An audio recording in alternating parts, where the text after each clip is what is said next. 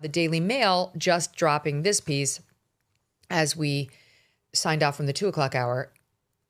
And there's something in here that's relevant to something we've been discussing. The headline of the piece is Anguished Savannah Guthrie Rushes to $1.2 million Desert Hideaway Amid FBI Search at Sister Annie's Home and as 5 p.m. ransom deadline looms. And it's all about how she, her brother, her sister, and they say her brother-in-law have moved into this mansion, which is in a gated community, which is good, as they wait this thing out. And we'll refrain from giving any of the other details of where they're staying since it's unnecessary. But almost as a throwaway in here, you guys, the Daily Mail, which is the one that broke the news that she wasn't attending church in person, that Nancy Guthrie was attending it online via a live stream that was not visible to the congregants, leaving us all to wonder, how would the family have been alerted that she wasn't at church, answers its own question in here without really calling attention to the fact that they've solved a mystery of their own creation. They write, they're going through the timeline of the night in question. Her pacemaker disconnected from an app on her phone, suggesting she had moved out of range. And then they write, the alarm was not raised until the following day when Nancy failed to join a group of friends who had been due to watch an online service at St. Andrew's Presbyterian Church together that morning. At 11:56 a.m., Nancy's family arrived to her home and so on. So that if that's true, that she wasn't going, I mean, it's kind of odd. She wasn't going to church since COVID, presumably because of the germ factor. I don't know. But she was gathering with friends to watch the church. Like if you gather with a friend, whatever, that may have been her habit. If that's true, then it would explain how things went down that morning, but it would not clear up the discrepancy in the timing as the police changed the timeline dramatically at that Thursday presser. You know, Nanos was all over the news media saying that the family had arrived at the house around 11:10 and didn't call them until 11:57. Just after noon. And he was like, it took him an hour to look for her. And then at that presser, he just completely changed it to, it only took him 7 minutes to call us. They arrived at 11:57 and they called at 4 after. That has not been explained. But if that's true about her watching generally the online service with friends and she didn't show up to the friend group, that would explain it, I think. Okay, but now I want to shift to discussing what they were searching, you guys. They went to the back of the property, Nancy's property, and they removed this, we're calling it a manhole cover because that's what it looks like. And they shoved like some long pole down there. We believe it might have been a water tank of some sort because it doesn't look like a septic tank given how casual the guy is. He's not dressed in a mask or anything. And we reportedly put a metal detector down there. So what do you think is happening here, Chad? Yeah, I think, first of all, with the metal detector aspect, they're going to see if any type of, weapon was disregarded into this area. I think that's a mixture of a weapon or also looking for a body. Listen, we do have confirmation that there are agencies out there conducting grid searches. Now, I think I asked on Friday, or it might have been yesterday, with a team of people we were discussing this. They said there's not a lot of grid searching going on right there in that immediate area. I find that very interesting. Now, granted, I've pulled this location up on a map. I've looked at the topography of it, and we do see, we have seen some maps being attached to vehicles. I would assume that there would be an intense grid search going on. And if there's not an intense grid search going on, it makes me believe that the Bureau is truly believing she is not in that immediate area. But good police work, I'm not trusting these kidnappers. I'm still going to conduct a grid search, of all over that area. I'm going to put guys on horseback. I'm going to have BORTAC come in because they are very good at working in that type of terrain.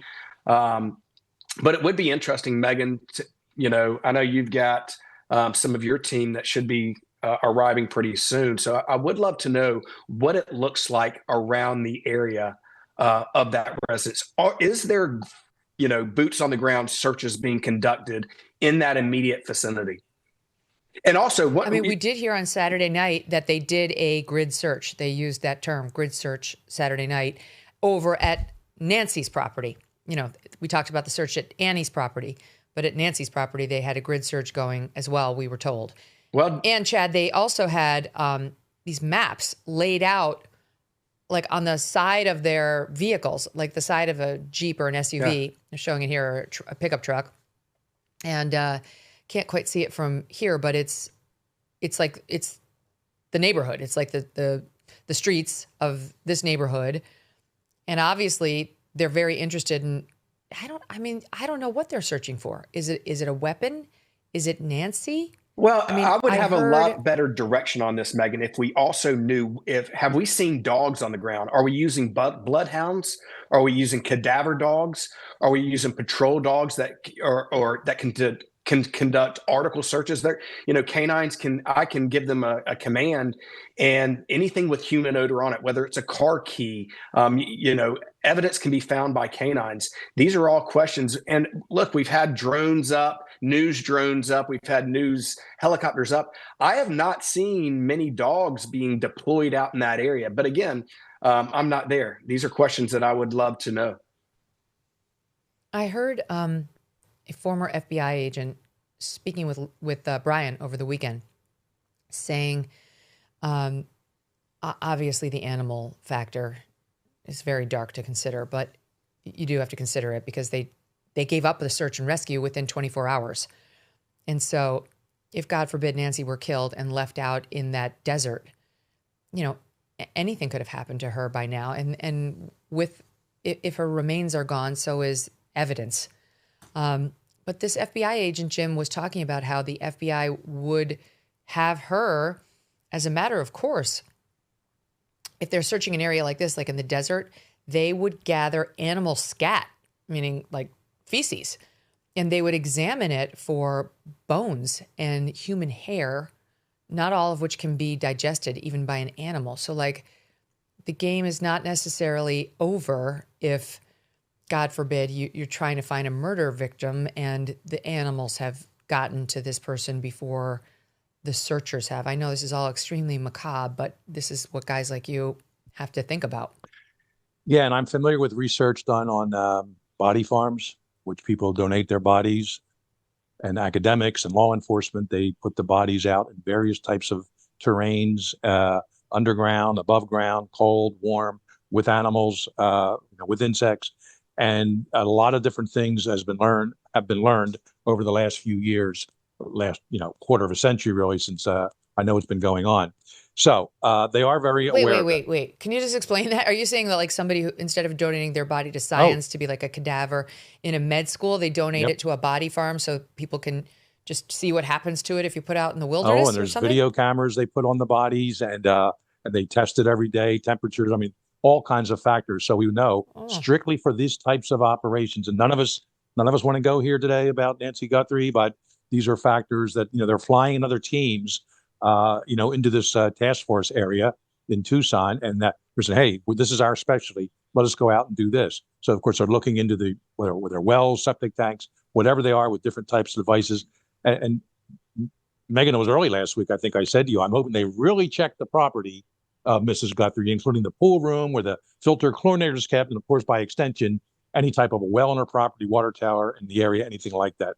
So this is very logical. They have to do. I'll tell you, and Chad can relate to this, I'm sure. No investigator out there, nor his or her supervisor, when we'll just say Mrs. Guthrie is found, wants to be the one to say, "Why didn't you check there? Didn't we tell you to do that? Or isn't that forensics 101 or grid search 101?" So they want to make sure they're covering every track, but not just for that reason, because they want to get it done right.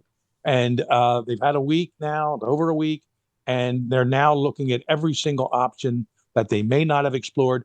And quite frankly, they should go over it again. I've been in cases where local law enforcement academies, the recruits, they could be in for 2 weeks or 2 months. They're emptied, and maybe 40 or 60 people. They're not getting as many recruits anymore as they used to, but certainly they would bring them in, bust them in. They're the ones doing these crime scene grid searches, and they really should be doing that. Every single square inch of that area should be searched, search warrants or not, if they're needed, to look for shallow graves. And there's ground penetrating radar that's out there, and that's very sophisticated. You can find movement of the earth. You can see that from above. So there's all kinds of things they're going to do. And that's why I said this team is it's bifurcated. We're working the kidnapping. We're working that someone else just took her and dropped her off. And of course, there are sub teams on each one of those trying to put this together. New people are flying in from all different types of agencies. They come up with ideas. Sure, nothing's worked so far. Let's go out and check this place. And that's kind of what they're doing there.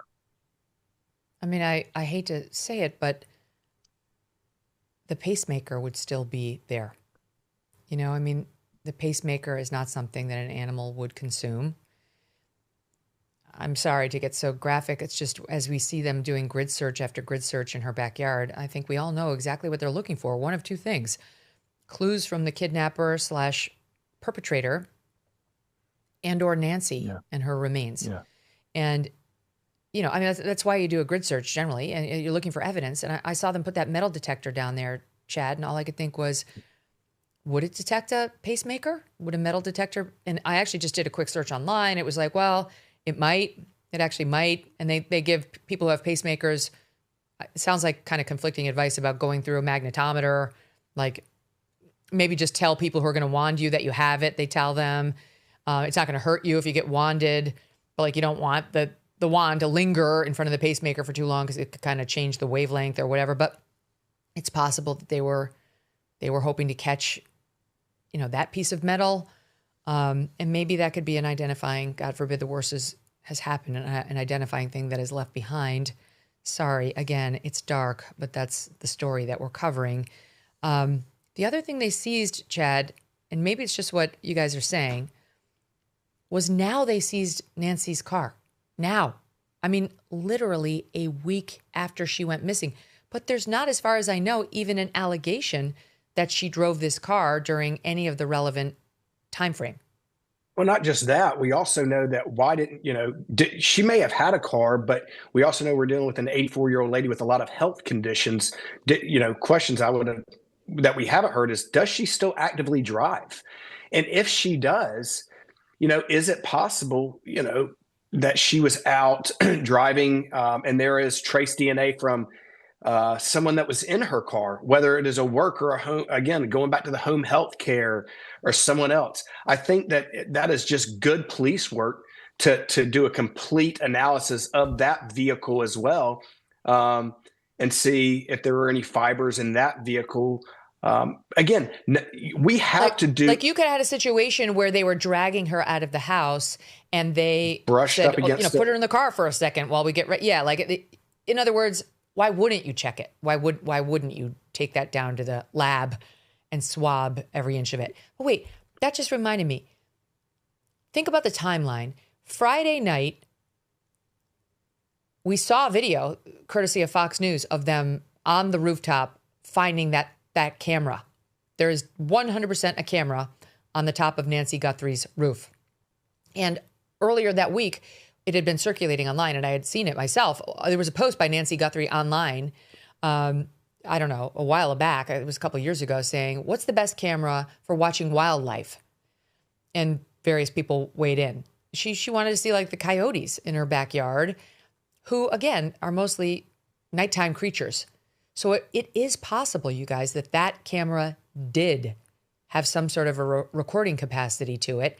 Clearly, the Pima County Sheriff missed it because he wouldn't have left a camera sitting there from Sunday to Friday if he knew about it. And it does get kind of interesting that it was Friday night that President Trump later made his comments. International disputes, inflation, rising national debt, digital currency. There's a never-ending list of reasons gold has risen over 700% in the last 20 years, and a never-ending list of reasons smart Americans diversify a portion of their savings into precious metals with Birch Gold Group. Gold can thrive during uncertainty, which is why it's a crucial part of a balanced strategy. It gives you peace of mind, given all the events that could impact the U.S. economy. See if holding gold in a tax-sheltered retirement account is right for you. Birch Gold can help you convert an existing IRA or 401k into an IRA in gold. Just text MK to the number 989898 to receive your free info kit on gold. There's no obligation, just useful information. With an A+ rating from the Better Business Bureau and tens of thousands of happy customers, consider letting Birch Gold help you diversify with gold. so you too can have peace of mind regardless of the uncertainty. Text MK to 989898. Thanks so much for watching. If you like what you just saw, hit the subscribe button for more clips and full episodes.